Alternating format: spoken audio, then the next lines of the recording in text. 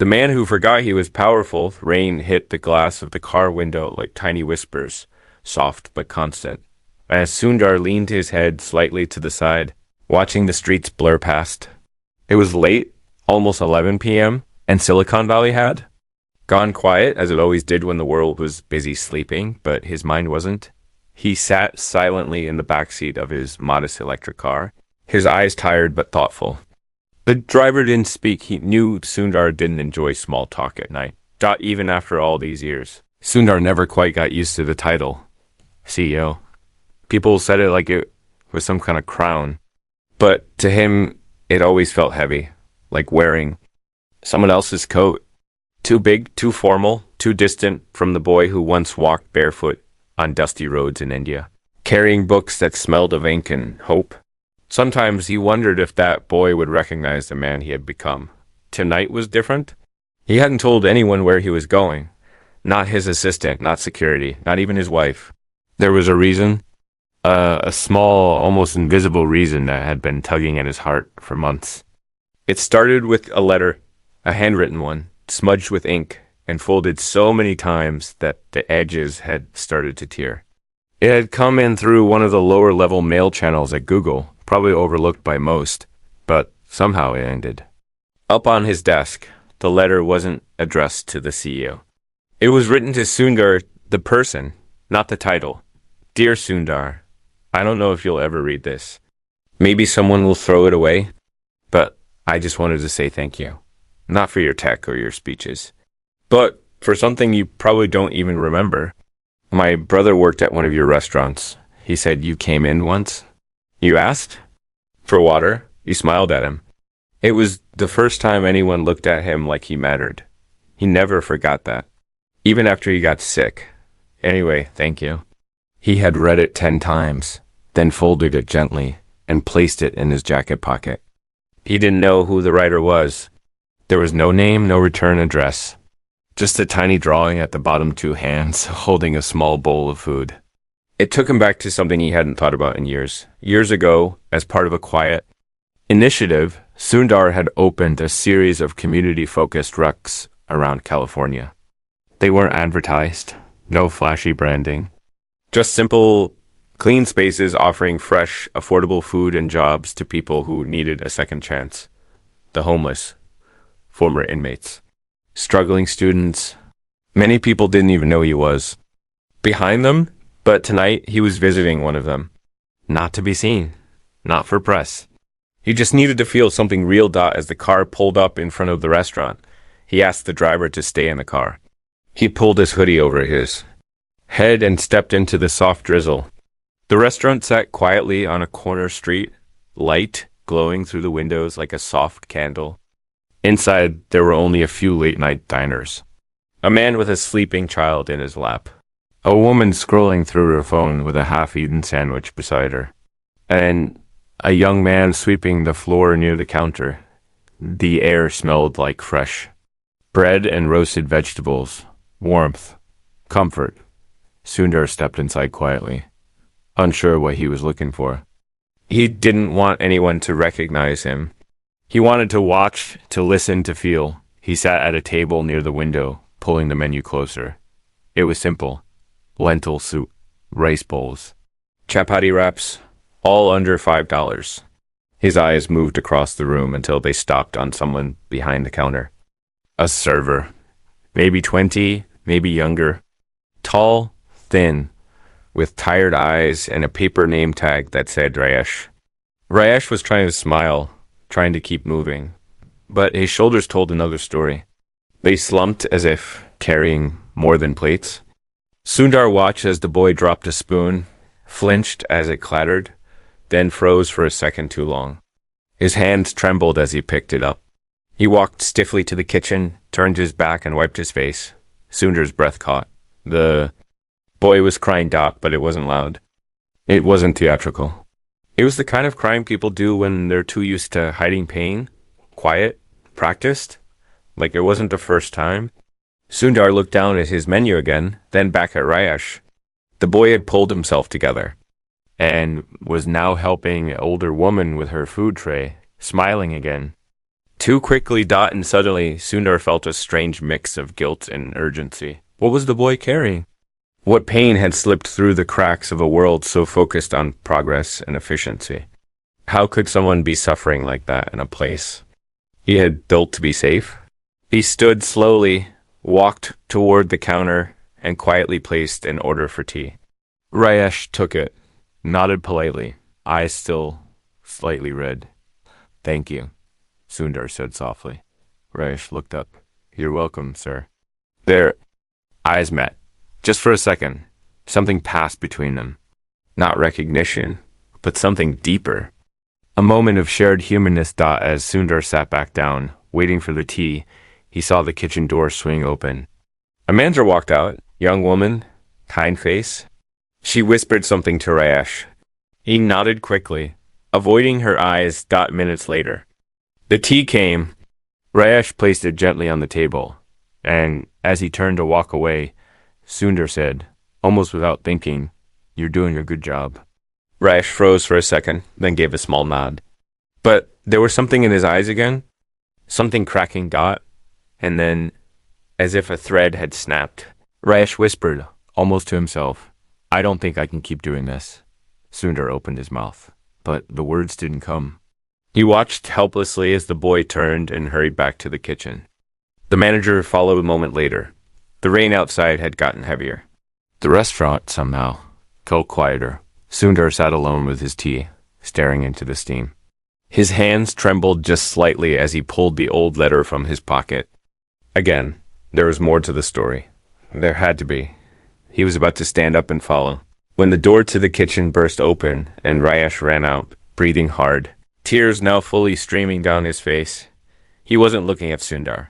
He was looking past him at the door. And he whispered one word, loud enough for Sundar to hear. They're here. And before Sundar could ask who, two shadows appeared at the entrance, and something inside him told him this night was going to change everything. Asterisk. Two shadows from the past. Moment Rayesh whispered. They're here. Time seemed to stretch. Thin, like a thread pulled to its breaking point. The air in the restaurant, once warm and filled with soft clinks of dishes and the low hum of voices, suddenly grew sharp and still. Even the rain outside felt different now, like a warning tapping. Insistently at the glass, Sundar turned slowly in his seat, his hands still wrapped around the warm cup of tea. Through the foggy window near the door, he saw them, two figures, soaked from the rain, standing under the restaurant's tiny awning. One tall, the other shorter, both dressed in dark, worn clothes that clung to their skin from the downpour. Their faces weren't clear, but their presence was loud, like they didn't belong here. Or maybe like they did, and that was the problem. Rayesh stood frozen near the counter, eyes locked on the door. His breath was shallow, chest rising and falling like a runner who had just escaped something bigger than the weather, or a bad day at work. The manager stepped out from the kitchen again, alarm in her eyes as she saw Rayesh's expression. What's wrong? She asked gently, but Rayesh didn't answer. The taller figure pushed open the door, and for a moment, only the sound of wind and rain entered. Then came the low creak of the hinges, followed by the slow, heavy footsteps of someone who wasn't in a rush, but knew they would be noticed. They entered together.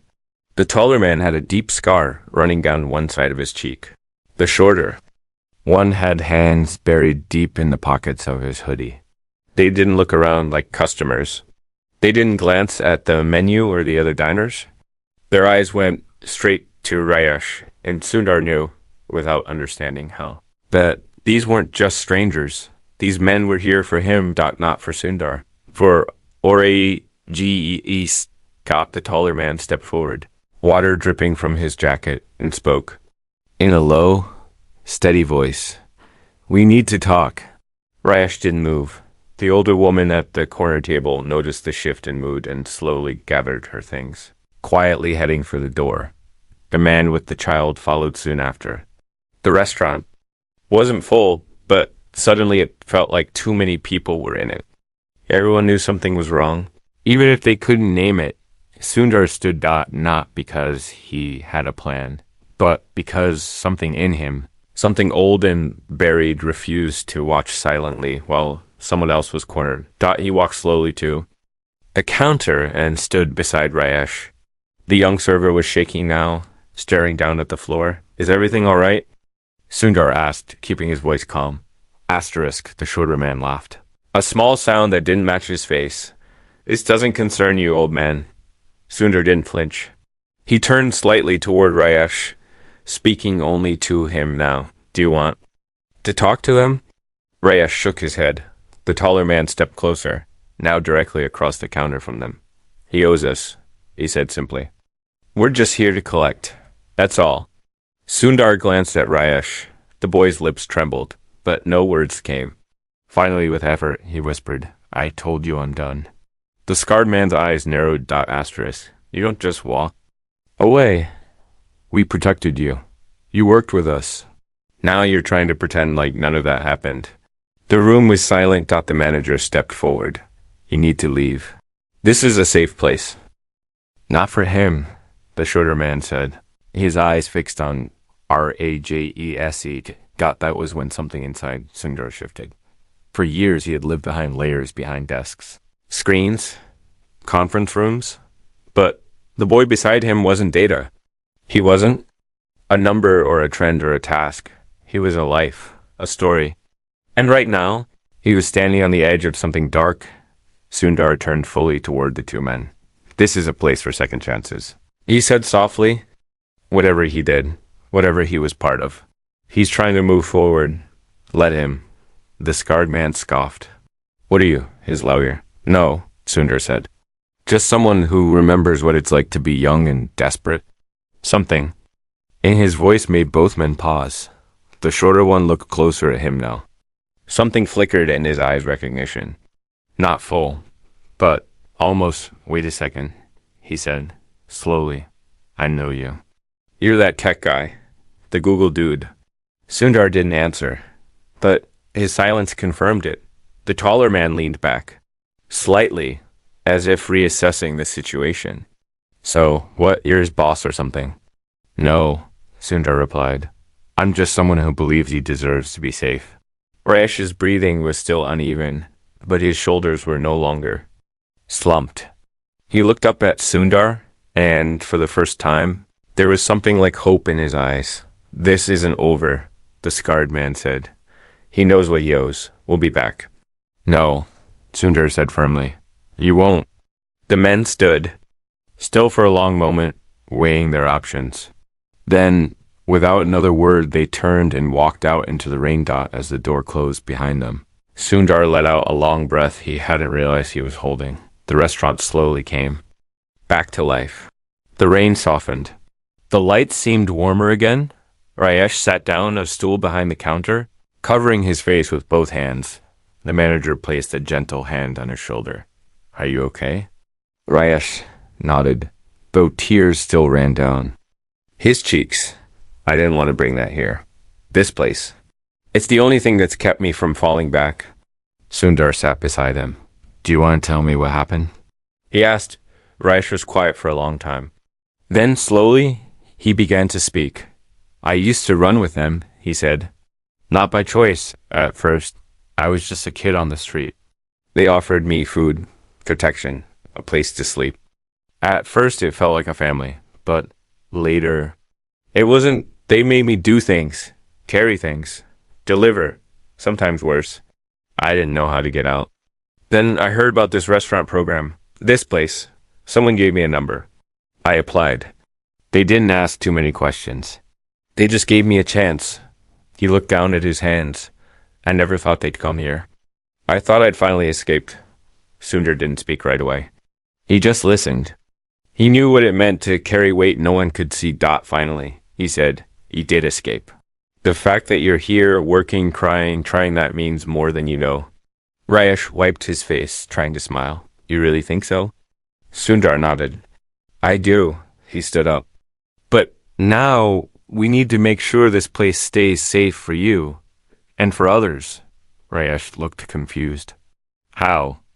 Sundar reached into his pocket and pulled out a small notebook. He flipped to the back and wrote something down. I'm going to call a few people tomorrow. he said. And you're going to keep working, not because you owe me, but because you've already earned your place. He handed the note to the manager, who read it and looked stunned. Is this really? Sundar nodded. We'll increase security, provide counseling, more support for staff, and I want weekly updates on every person here. No more slipping through the cracks. The manager's eyes filled with tears. Thank you. Sundar turned back to Rayesh. You didn't break tonight, he said. You bent, you cried, but you didn't break. Then he smiled gently. That's strength. Just as he turned to leave, Rayesh called out, Why did you come here tonight? Sundar paused at the door. Because someone once reminded me. He said that sometimes the most powerful thing you can do is listen. He stepped out into the rain, letting it wash over him like a quiet prayer.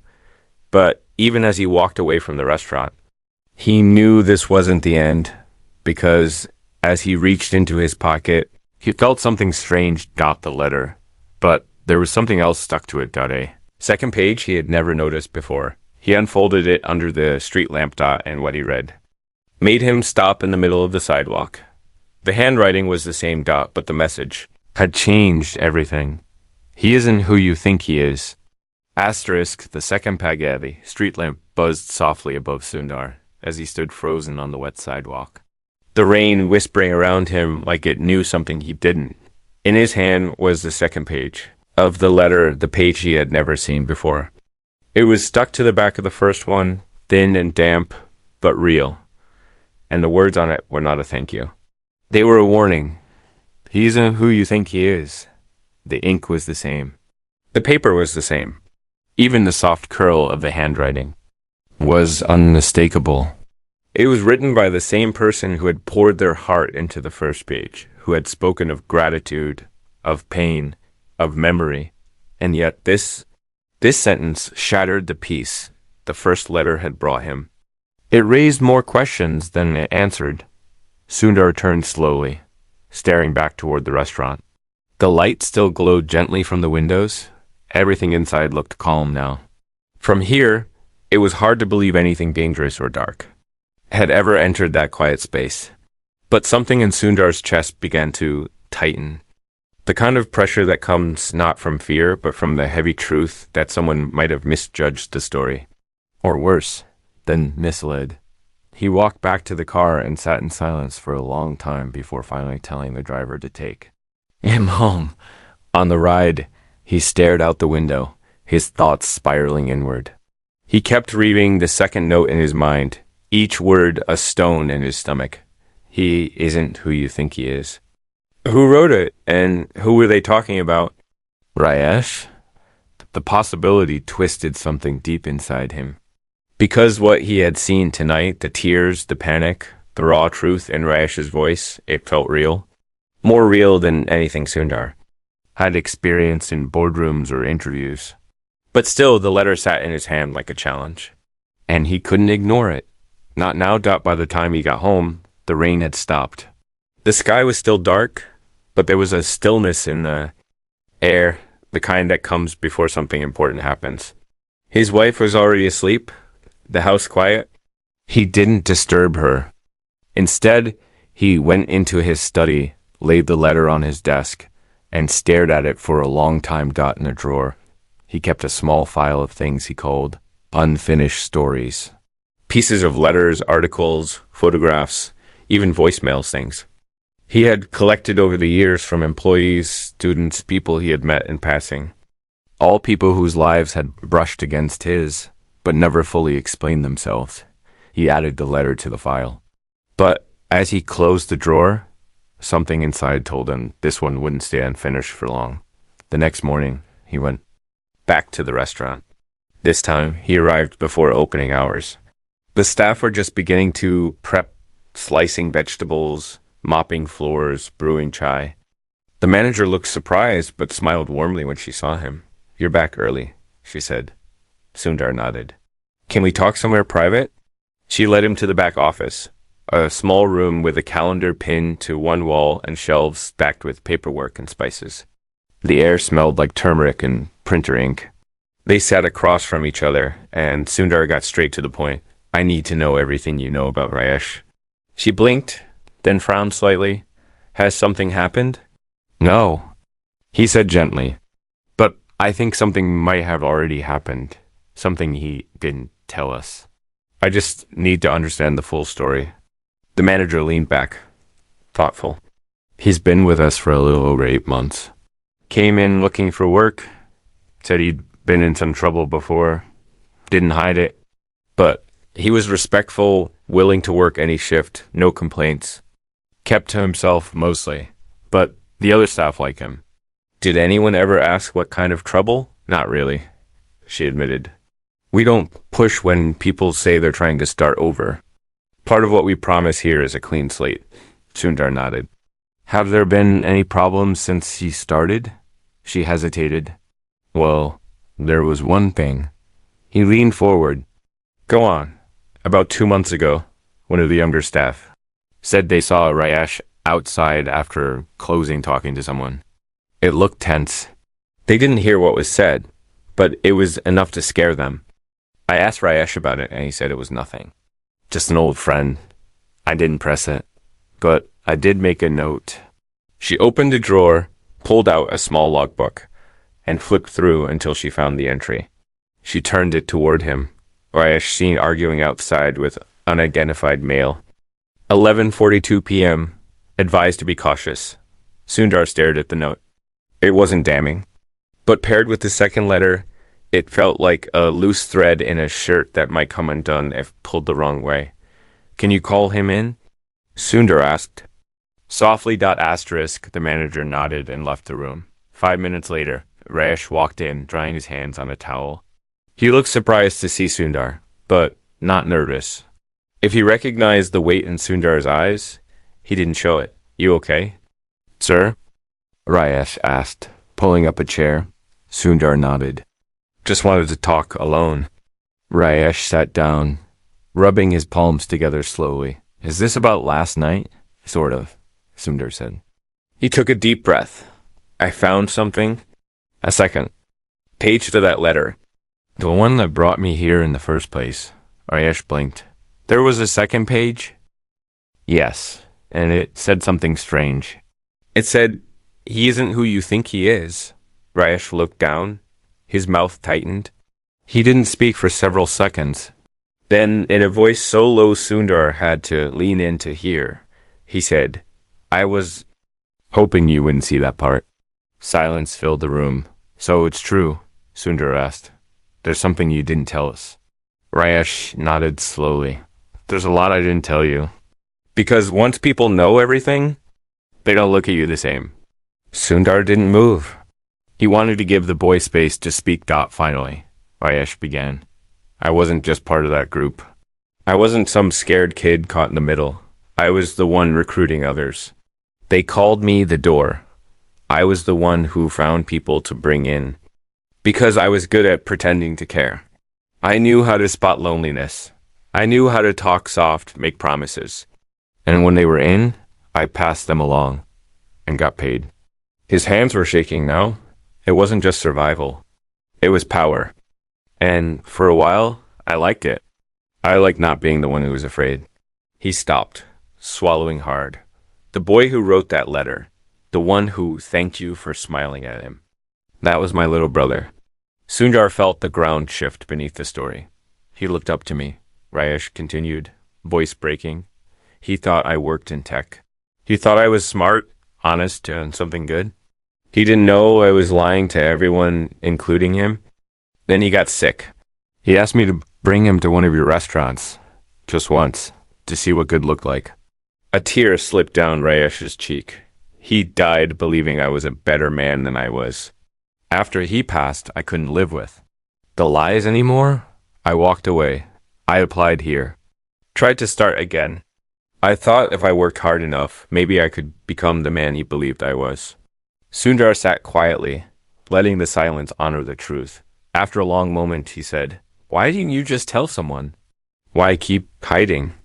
Because I thought the truth would close the door, Rayesh whispered. I didn't want to lose. I didn't want to lose. This chance. This place. Sundar looked at the boy in front of him, Not the tears, not the guilt, but the strength it took to confess. He remembered being young and lost. Remembered the quiet shame of wanting to be better than you are. You should have told us, he said softly. I know, Rayesh replied. So what happens now? Sundar didn't answer right away. Instead, he stood up and walked to the window, looking out at the alley behind the restaurant. The same alley where Rayesh had once argued with someone.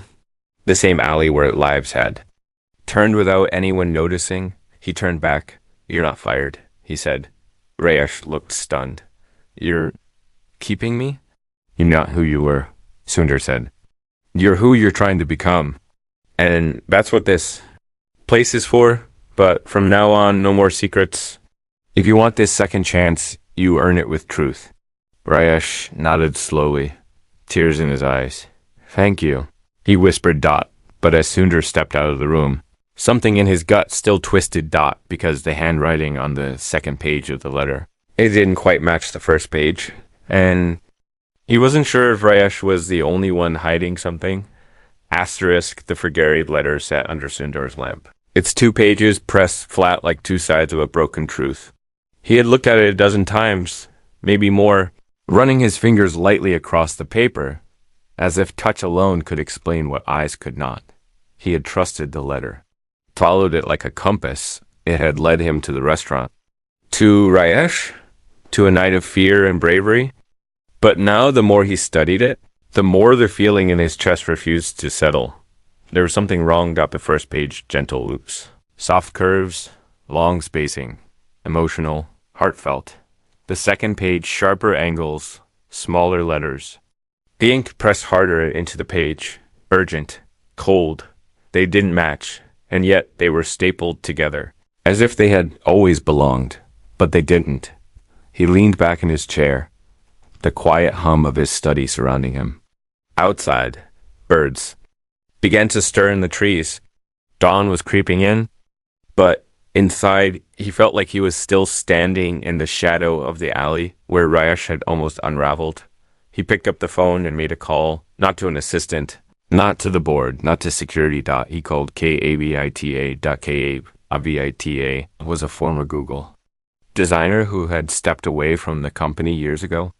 She was brilliant, exacting, and quiet, the kind of person who could build a product or break a lie just by looking closely.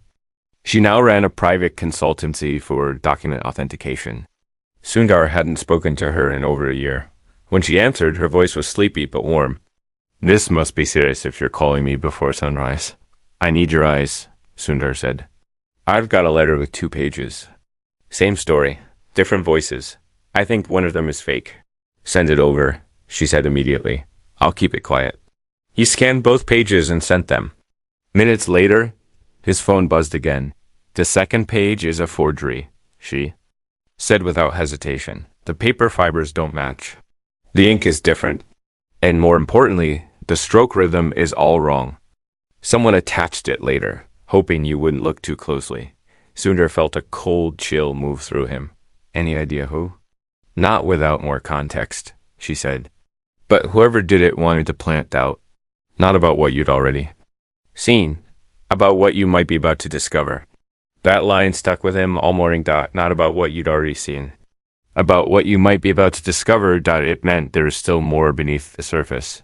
He returned to the restaurant. That afternoon, dressed as simply as before.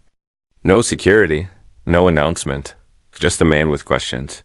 The restaurant was busier than usual. Lunch rush in full swing. Rayesh was behind the counter again, calmer today, smiling when he saw Sundar. But Sundar didn't smile back.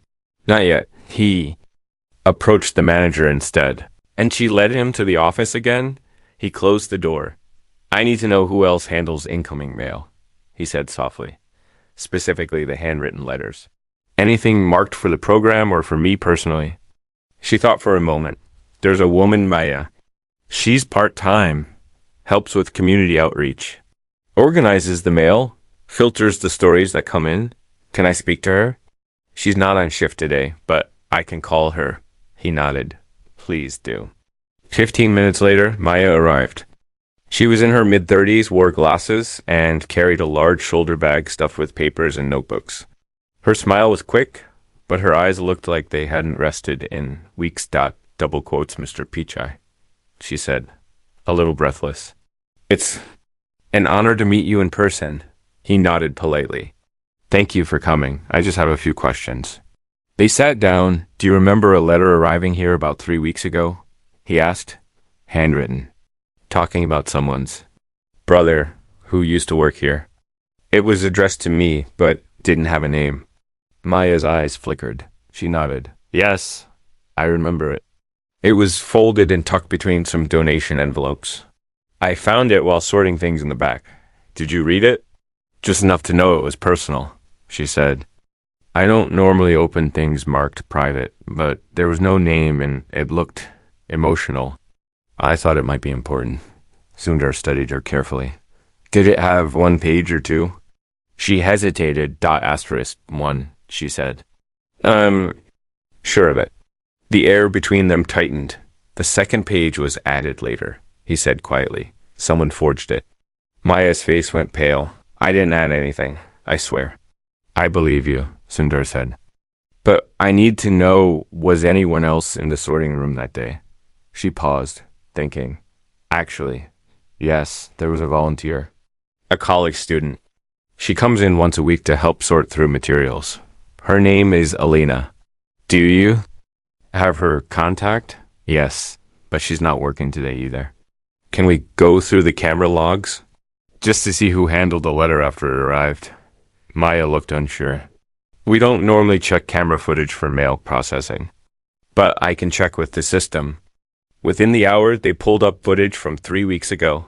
Sundar watched closely. First. Maya. She handled the letter carefully, reading the first page, then placing it in a tray labeled to review. An hour later, the footage showed a young woman. Entering the room. Elena. She walked straight to the tray. Picked up the letter. Then she pulled something from her pocket. A second sheet of paper. Folded. She stapled it quietly to the first letter. Sundar's breath caught in his chest. Maya looked at him, horrified. Why would she do that? She asked. What was the point? That's what I intend to find out, Sundar said. He called for Elena to come in the next day under the pretense of a routine check-in. That night, Sundar sat alone in his study again, thinking through everything. Rajes was telling the truth, or at least most of it.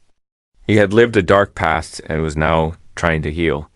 Someone wanted to break that path, and not with direct violence, not with confrontation, but with the slow poison of doubt. If Sundar had believed the 2nd page without questioning it, he would have walked away from Rajesh. He might have quietly ended his employment, might have destroyed his last shot at redemption, but why?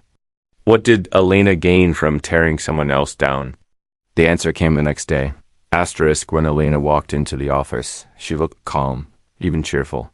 She greeted the staff, smiled at Maya, and sat down in a chair across from Sundar without suspicion. Elena, he said kindly, can you tell me why you added a 2nd page to the letter we received?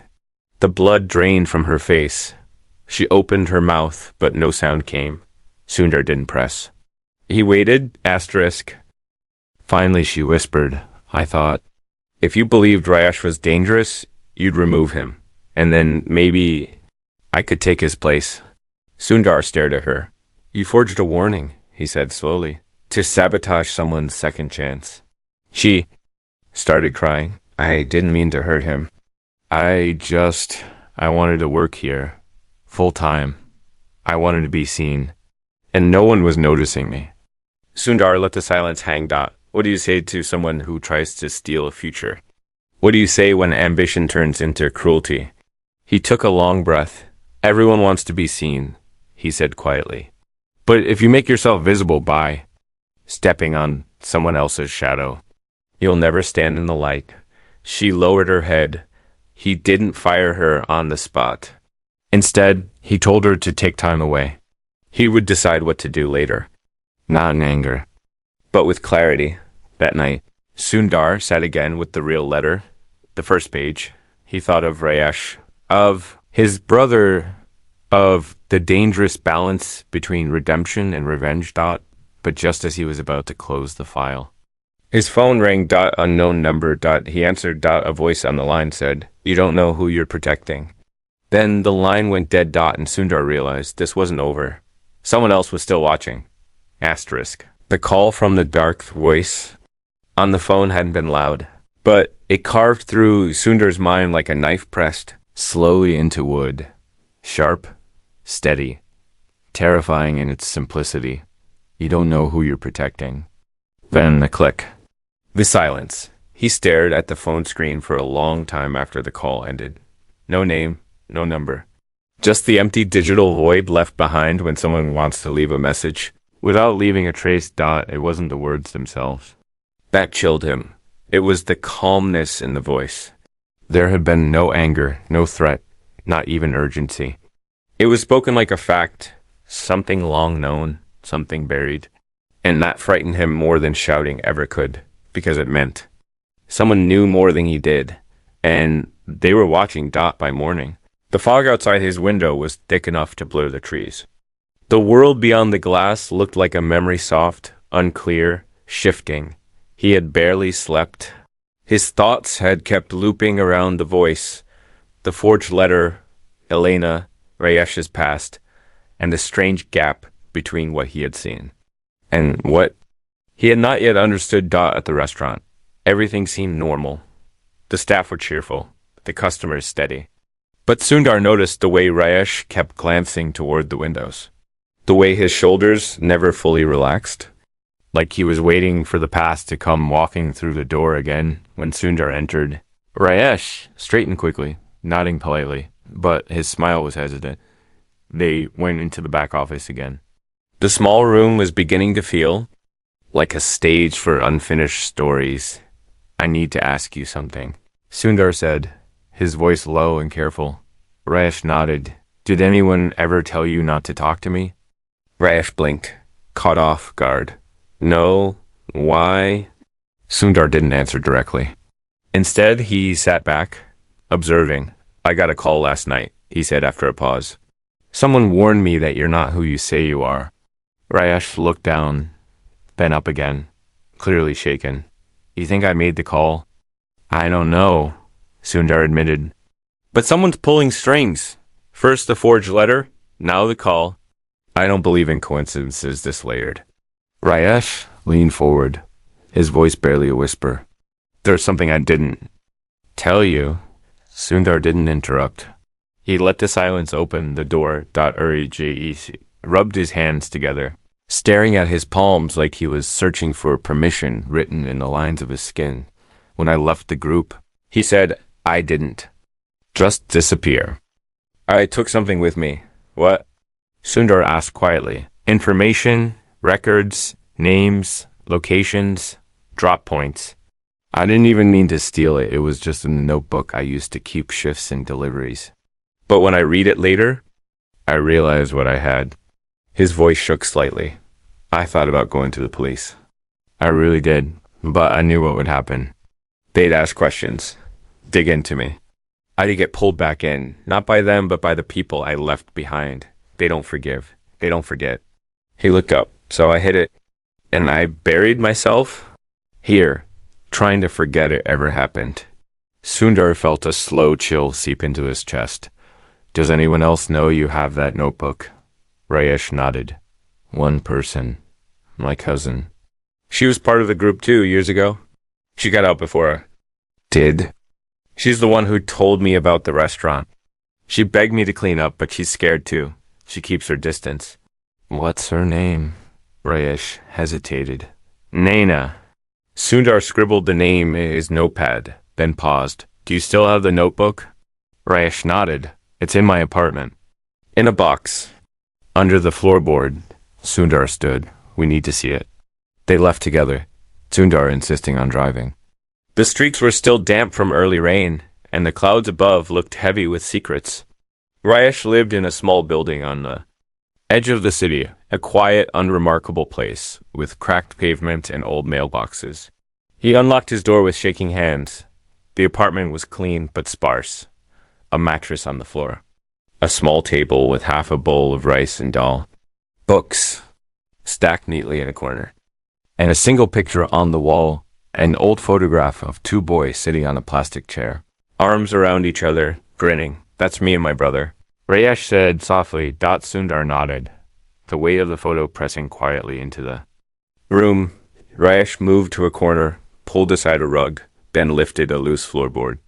From the hollow beneath, he retrieved a worn, brown notebook. He handed it to Sundar with both hands. Like something sacred, Sundar opened it slowly. The pages were filled with handwritten notes, names, dates, symbols, locations, street codes, phone, numbers. Most were written in shorthand, but the pattern was clear. This was not a journal. It was a record. A map of an entire operation. This is dangerous, Sundar said quietly. I know. Has anyone else come looking for it? No, but if they knew I had it, they would. Sundar closed the notebook and slid it into his bag. He would scan it, encrypt it, hide it where no one could reach it. As they left the apartment, Rayesh hesitated at the door. I want to make this right, he said. You already started, Sundar replied. But now we have to finish it. They didn't go back to the restaurant. Instead, Sundar made another call to someone he hadn't spoken to since his early days at Google. Not a lawyer, not a board member, a former intelligence contact, now working quietly in private crisis management. By evening, they met in a discreet cafe in downtown. Her name was Leela. Sharp eyes, soft voice. She wore no makeup, no jewelry, just presence. This notebook, Sundar said, handing her a copy of the scan file, contains details about a local operation that's still active. The person who brought it forward is trying to start over, but he's being followed, watched, and now they're watching. Me too. Leela read in silence, her fingers skimming the pages on the tablet. This is bigger than just local, she said after a moment. Some of these names are already under surveillance. But this map, this is confirmation. It connects people we haven't been able to link before. What happens now? Sundar asked. You stay out of it, she said calmly. You've done your part. I can't walk away, he replied. Leela met his eyes. If you stay involved, they'll come for you. This isn't petty crime. This is control, money, trafficking, information laundering. If they know you're protecting the source, they won't hesitate. Sundar nodded. Double quotes, then let them come. He said quietly, because he wasn't just protecting a boy, he was protecting what the world could be. If more people like Rayesh were allowed to rise. That night, his phone buzzed again. A text. No name. Number. You have the book. And then a second message. We want it back, or people will disappear. Sundar stared at the screen, heart thudding like a drum in a dark room. He looked toward the window, where the city lights flickered like distant stars. Then he picked up his phone and dialed Rayesh. Pack a bag, he said. You're not safe there anymore. Where are we going? Rayesh asked, his voice trembling. Sundar stared into the night. We're going to finish what you started. Asterisk what the light remembers he left just before midnight. No goodbyes, no explanations. The city was still, the kind of stillness that only comes when danger hasn't yet shown its face, but is already breathing somewhere behind you. Sundar drove. Rayesh sat quietly in the passenger seat, clutching a small bag, only what he needed. Neither of them spoke for a while. The road stretched long and black, lit only by headlights and the occasional flicker of a distant street lamp. The notebook was hidden in the trunk, encrypted scans backed up to a secure cloud. Access restricted to a name no one else would think to search. Leela had given him a location, an old safe house outside the valley, used once by whistleblowers. No internet, no cameras, just stone walls, thick silence, and time to figure out what came next. They arrived after 2 hours. The house sat on a hill, hidden behind trees that looked like they had seen too many winters. Inside, the furniture was old but clean. There were books on the shelves, books about law, justice, systems, but also fiction. Stories of survival, stories of redemption. They stayed there for 3 days. Asterisk Sundar worked in the mornings, sending only the most essential communications, his public face still calm, composed. But his thoughts never drifted far from the notebook or the boy in the next room. Asterisk.